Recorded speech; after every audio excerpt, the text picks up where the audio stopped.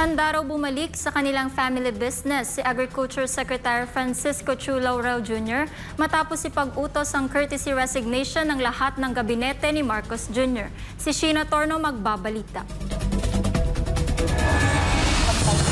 Tinawag na good move ni Agriculture Secretary Francisco Chu Laurel Jr. ang naging direktiba ni Marcos Jr. nitong Huwebes na courtesy resignation ng lahat ng cabinet secretaries nito. Bilang tugon daw kay Marcos Jr. ay naghain ng kanyang resignation si Laurel sa kaperang araw na ito. Sabi niya, depende na lamang daw kay Marcos Jr. kung ibabalik o mananatili pa siyang bahagi ng gabinete at kalihim ng Department of Agriculture. Sa nakuhang impormasyon, sinabi rin ni Laurel na handa naman daw siyang bumalik sa kanilang family business, oras palitan o tanggalin ni Marcos Jr. sa kanyang pwesto. Habang wala pang desisyon si Marcos Jr. ay ipagpapatuloy daw ni Laurel ang mga programa at proyekto sa ilalim ng Department of Agriculture.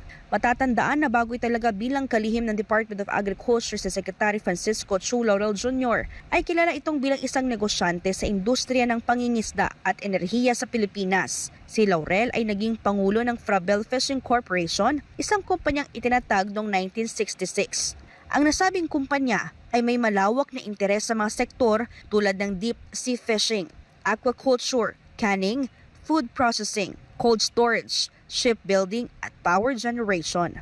Para sa Diyos at sa Pilipinas kong mahal, ito si Sheena Torno, SMNI News.